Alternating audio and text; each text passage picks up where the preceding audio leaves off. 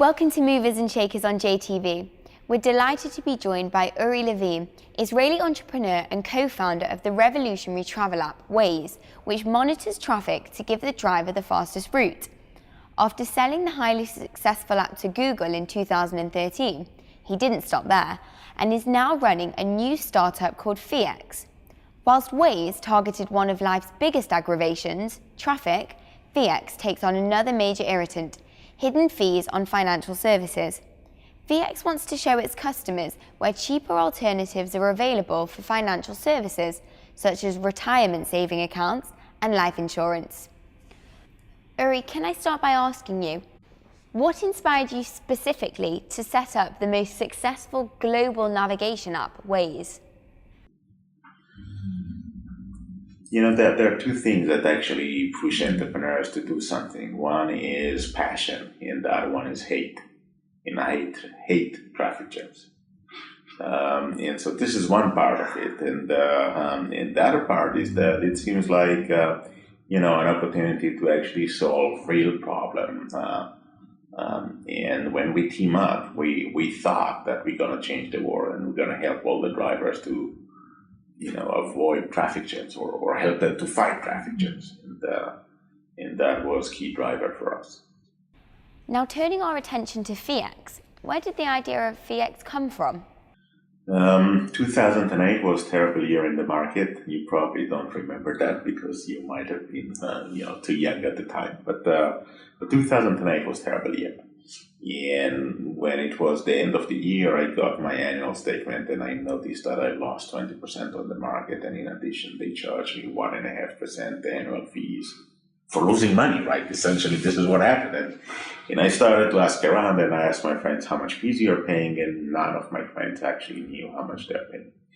And then I started to investigate that and realized that this is the biggest secret in the world. $600 billion of financial fees, $600 billion in the US every year that people are paying, and they don't even know that. Now, if you think that the situation in the UK is anywhere better, it's not. Why do you think Israelis are significant players in the world of technology startups, and how do you think they can stay ahead? So, a few elements to that. Part is the environment. And you would actually see a common denominator of many of Israeli startups that are trying to solve problems. And part of it is coming from fear of failure is low in Israel. So if you start a startup and you fail, then the reality is that everyone knows that the likelihood of being successful the next time is actually 5 times higher. So 5 times higher likelihood of being successful for second-time entrepreneurs than first time. And the market is actually accepting that. So the fact that you failed, depending why and depending what are the key learnings, but it's not necessarily a loser stamp, right? Where in many other countries, if you fail, then no one would deal with you anymore, and then the fear of failure is dramatically higher in other places. The army is doing a lot, right? Because in the army, at the age of 18, 2 things happen. One, you mature faster. And the other one that is equally interesting is that you learn to deal with issues and problems as a team. And you understand that no one is going to solve that for you. So you develop, I would say, a problem-solving attitude. And these two together makes Israel a very, very strong environment for entrepreneurs. And the result is that you get to see more startups per person than any other countries. And this is amazing. And finally, what advice could you give to aspiring entrepreneurs? So a few things. Number one, I would say